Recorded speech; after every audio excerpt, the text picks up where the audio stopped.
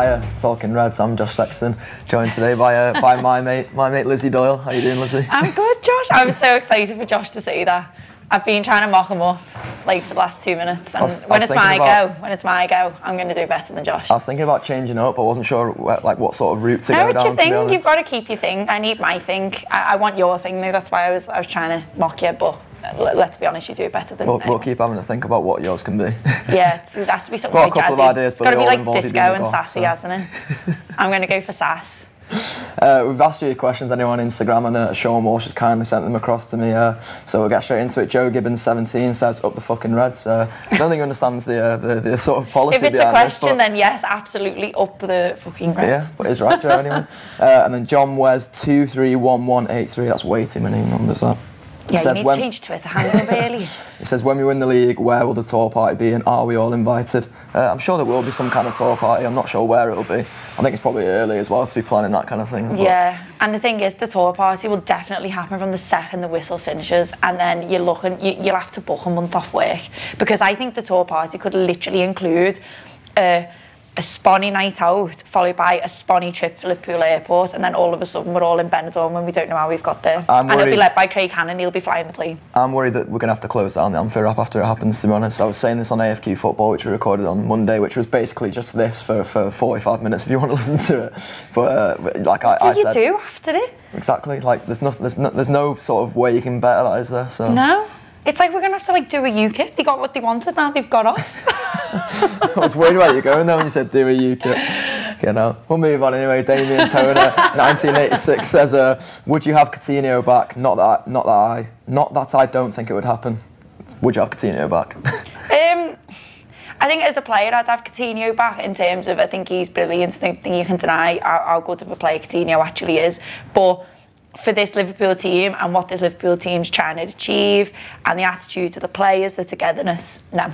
I think Klopp's one of them managers as well. He's come out in the past and sort of said like I don't think he's dead keen on signing all players. I know he re-signed Kagawa and Sahin at Dortmund, but I feel like Dortmund were on a path then where they probably weren't really sure what their identity was. Like they were starting to lose it a bit.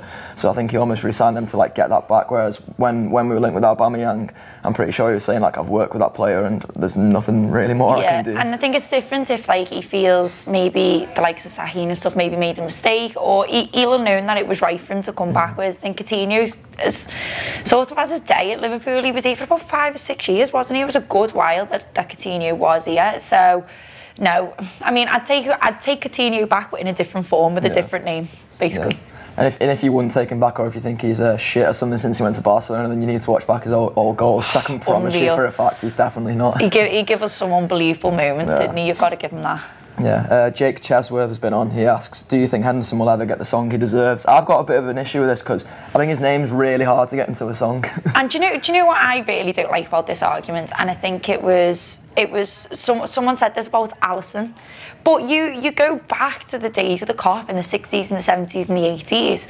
No one was there trying to make up songs to all like Celtic songs every other week, and who's going to get the most shared song on social media? Something as simple as literally cheering a player's name and clapping, and they're the most effective. So when everyone's shouting Alisson and literally just clapping, why is that not a thing? Like someone said about Sturridge as well, like, oh, Daniel Sturridge hasn't got a song, he gets Sturridge, but you know, it's actually really old school. I don't like this idea that everything has to be made up to the tune of something else and has to be dead clever and dead funny. Keep it a bit classic sometimes. Yeah, I remember Andy Robertson saying in our interview with him as well that like it was enough for him in the City game to just hear the sort of the Andy Robertson song that was going on there, and it's still just like one of them where you're just singing his name. It's not like that clever, is it? But there was the one with Brendan Rodgers, wasn't there, to Mrs. Robinson? But I don't think it was great. It wasn't very good, and yeah, Brendan's a bit of a goner now, so we can't really change it, can we? So don't know if you can crowbar Klopp into that either, to be honest. No, so shaking. Yeah.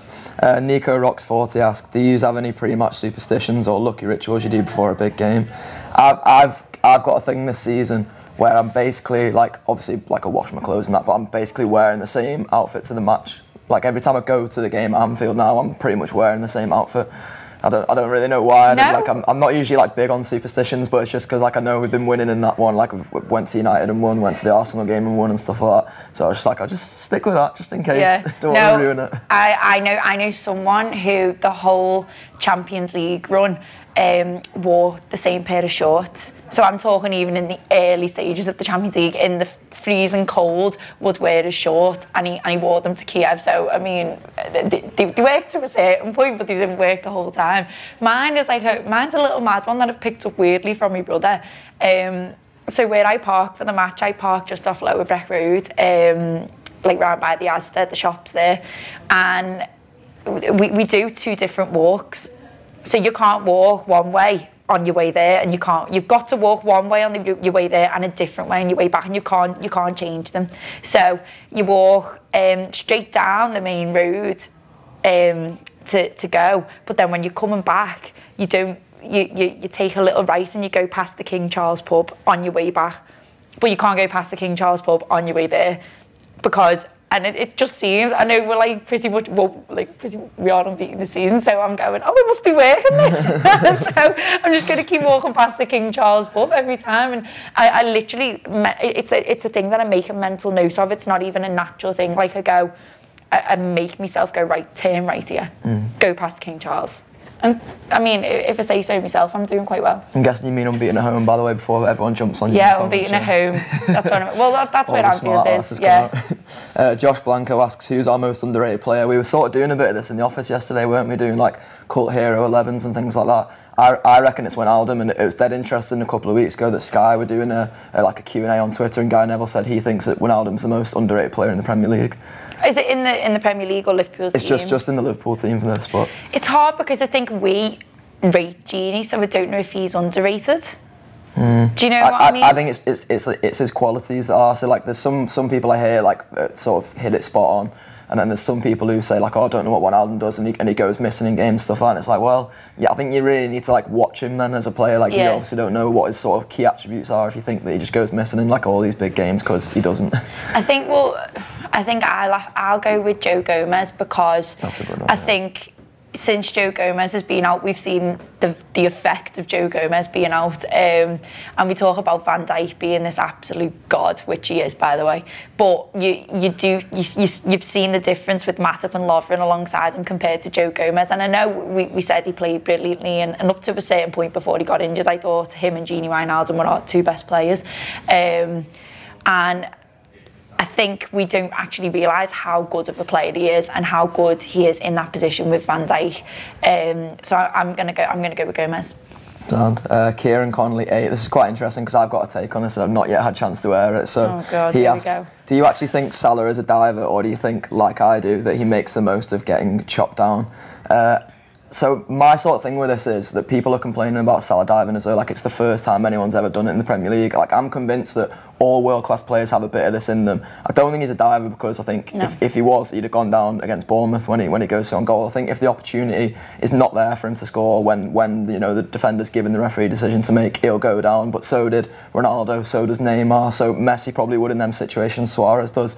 This is what world-class players do. They get into situations where they make the defender have to kick out and stuff like that. And it's not like Salah's going down with no contact. The one time he probably did that was Chelsea away last season when Klopp came out and had a go at him for it. So I don't think he is a diver. How about you? No, don't think he's a diver at all. And I think it seems like a little bit rich from, you know, a lot of other teams and a lot of other fans to be calling Salah a diver now. And it's like, basically what I'm trying to say is I think people are getting on, just trying to find anything to get on Liverpool's back and on Salah's back, and this is one of them. And like you said, world-class players, if they feel contact, will go down. And I think what we all will say as well is, if you want to call Salah a diver, look at last season. How many times did we not get given a pen? You know, Salah got fouled so many times in the box last year, but also I've seen so many times. Bournemouth this year was the classic example where Salah should have gone down. It would have been an out-and-out pen, but you know, he stays on his feet and he scores the goal, but he literally gets taken out. His leg gets stamped on, and I think he does genuinely think. I think with Salah, if he thinks he's through on goal and he thinks he can score, he will stay on his feet because he wants to score. I don't think he goes looking for it, but you know what? I think his game has changed from last season to this season. I think he's becoming a smarter player. I think he's becoming cleverer, slightly more Suarez-esque in terms of his thinking.